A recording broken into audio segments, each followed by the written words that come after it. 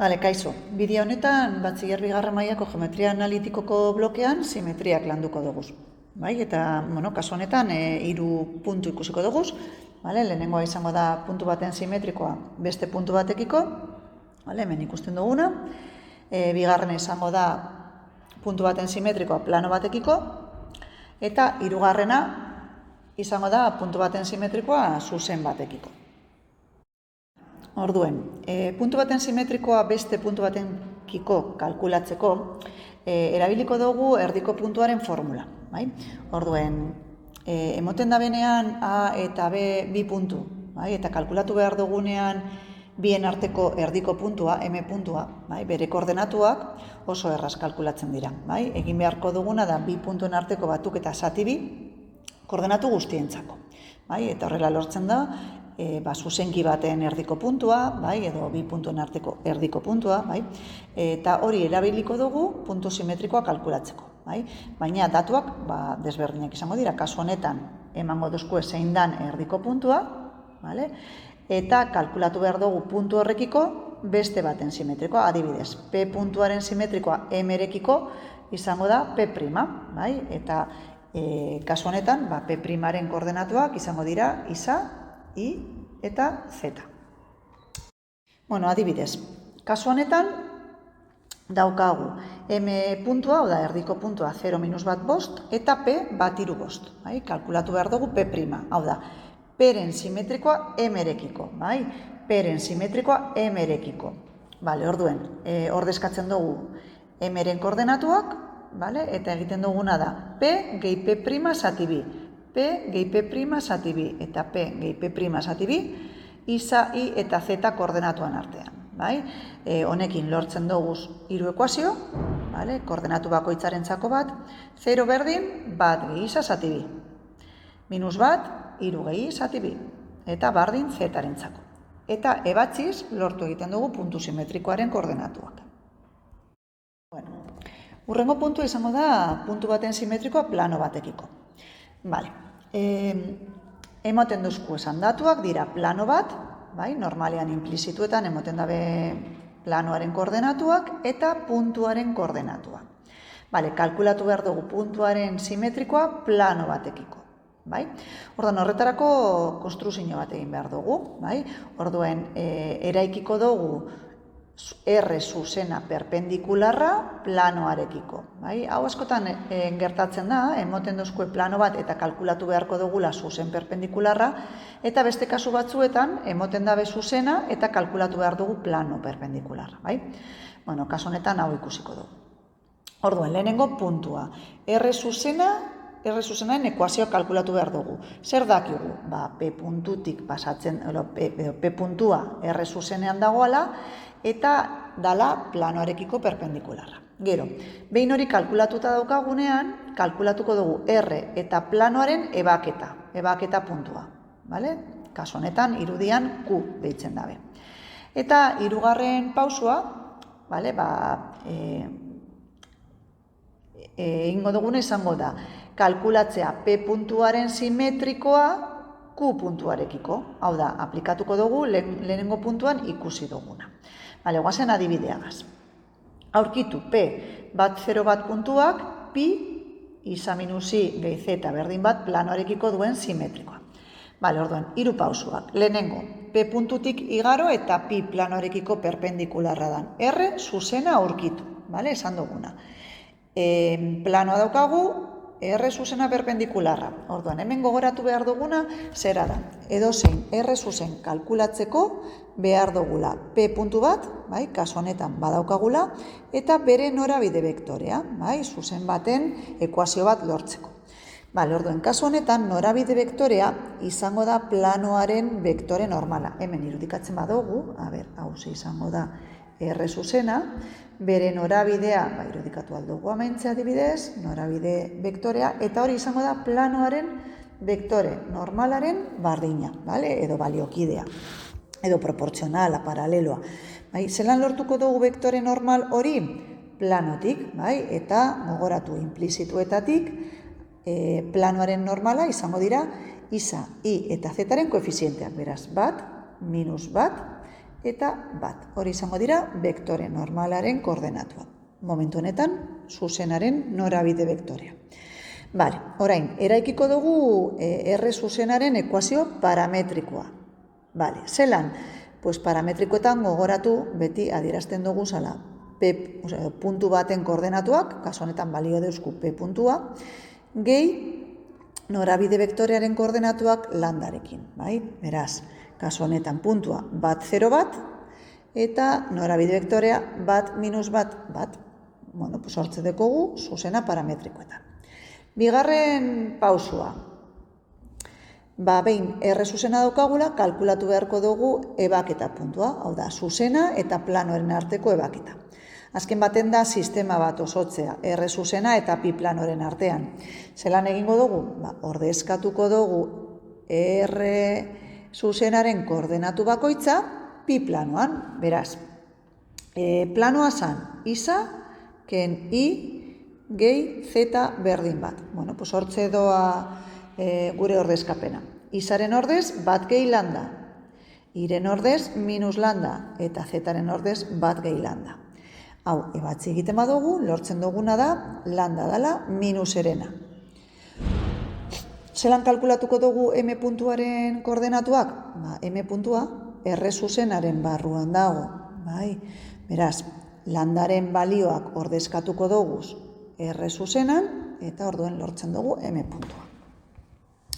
Bale, M puntua daukagunean, azkenengo pausoa, izango da kalkulatzea puntu simetrikoa. Bai, orduan daukagu P puntua, daukagu M puntua, kalkulatu beharko dugu P primarena. Bai, hortze. Bale, orduen, P primaren koordenatuei, kasu honetan, deitzen dutzie alfa, beta eta gamma. Bat puntuaren koordenatuak, bat 0 bat, eta emerenak lortu dugu zanak, bai, bi eren, erena eta bi eren. Beraz, formulak dino, M puntuaren koordenatuak izango direla P gehi P prima zati bi, P gehi P prima zati bi, P gehi P prima zati bi, hori koordenatu bakoitzarentzako. Beraz, landa gehi bat zati bi, hori izango da bi eren. Beta zati bi, izango da erena, eta gamma gehi bat zati bi, izango da bi eren. Eta hau ebatziz, lortzen dugu puntu simetrikoa. Orain egingo duguna, izango da, honen antzerako ariketa bat, astiroago, eta gero zeuek errepikatu alduzue, hemen ebauko bi ariketa hauek eginez. Bueno, orduen egingo dugu puntu baten simetrikoa plano batekiko ariketa baten bitartez. Hau selektibitatean agertu zen 2016an. Bale, orduen. Plano hau emunda, izaken irui gehi bizeta berdin zazpi, gu dituko dotzegu pi, zehaztu iru minus sortzi lau puntuaren puntu simetrikoa plano horrekiko. Hori da lehenengo atala. Eta bigarren atala, kalkulatu bi puntu simetrikoen arteko distantzia. Hori gero ingo du. Bale, orduen gozen lehenengo atalarekin. Bale, orduen, egoera zein da? Daukagu plano bat, pi planoa deituko dotzeguna, eta daukagu puntu bat. Puntua ez dago planoan. Hori kalkulatu beharko geunke hasieran. Bestela, ezin izango geunke kalkulatu. Bale, eta kalkulatu behar dugu bere simetrikoa. Bere simetrikoa deituko dotzeguna P'. Beraz, hori kalkulatzeko gogoratu. Lehenengo kalkulatu behar dugula R zuzen bat, hobeto marraztuta. Ia. R zuzena, planoarekiko perpendikularra dana, hau azpitik geratzen den zatia da, eta hau ze ikusten da. Orduen, R zuzena planoarekiko perpendikularra dana, bigarren pausua izango da kalkulatzea M puntua, eta M izango da R eta pi planoaren arteko ebaketa, eta azkenik ja puntu simetrikoa. Idatzingo dut apurbet. Kalkulatuko dugu R zuzena, jakinda planoarekiko perpendikularra dana, eta P R zuzenaren barruan dagoana. Orduen, edozein zuzen bat kalkulatzeko behar duguna da puntu bat, badaukagula, iru minus sortzi lau, eta bere norabide vektorea. Marrastu egiten badot norabide vektorea, adibidez hementxe, R zuzenaren norabidea ikusten dugu dala planoaren vektore normalaren berdina.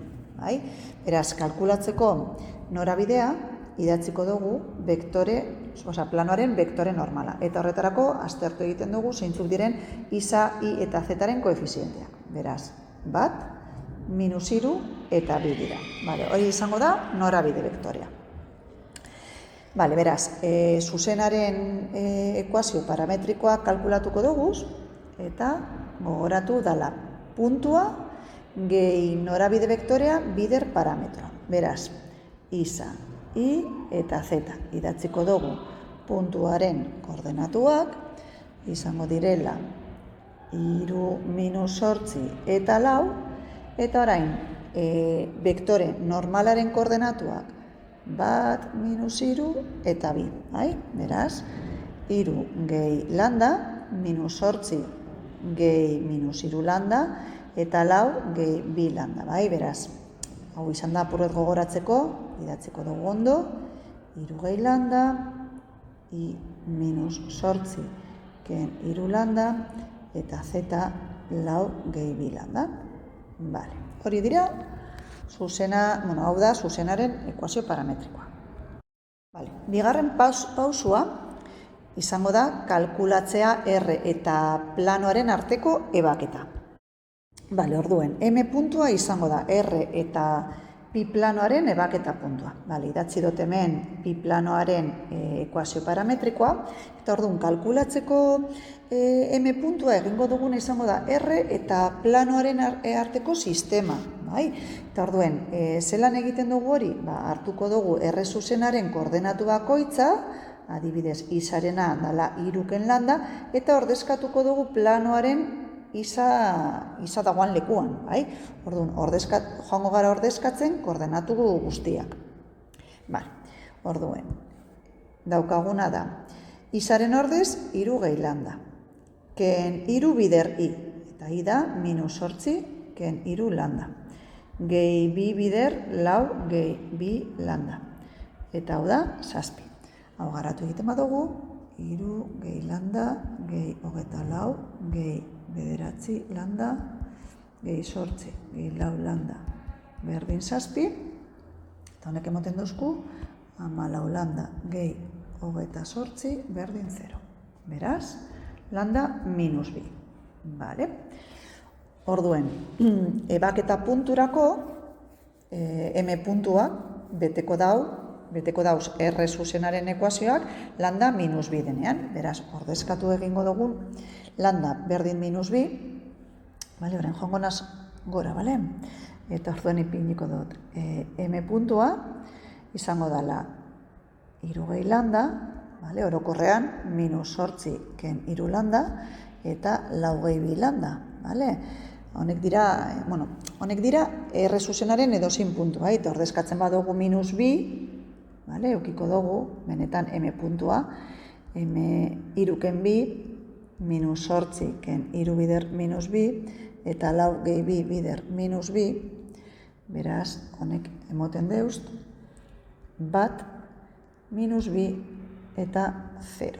Eta hau da, M puntua. Bakarri falta jakuia puntu simetrikoa kalkulatzea.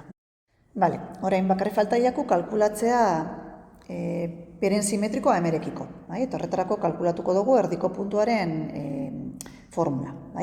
Beraz, adieraziko dugu M erdiko puntuaren koordenatuak izango direla ben puntuaren posizio vektorea gehi bere simetrikoaren posizio vektorea zati bi. Orduen, azkenean, dekoguna da bat minus bi 0, eta izango dela. P puntuarena iru gehi isa zati bi. Irena, minus sortzi gehi i zati bi. Eta zetarena lau gehi zeta zati bi.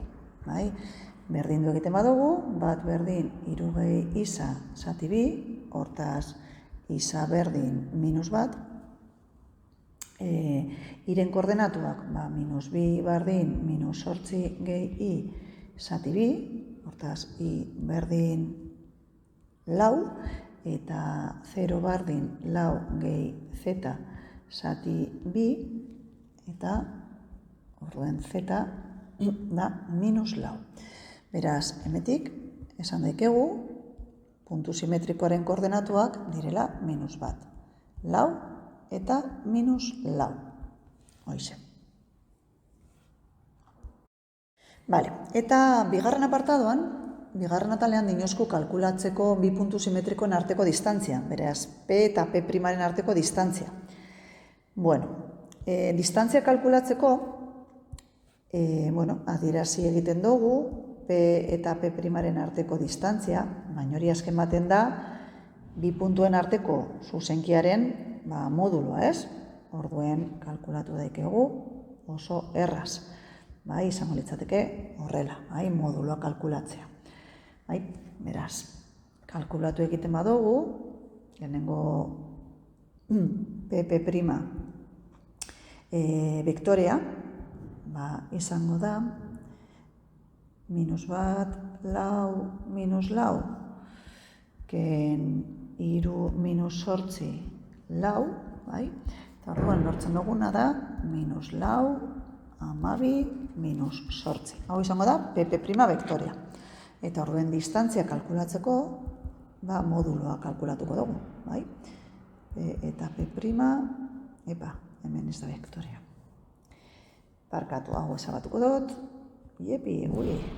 bueno, orduen,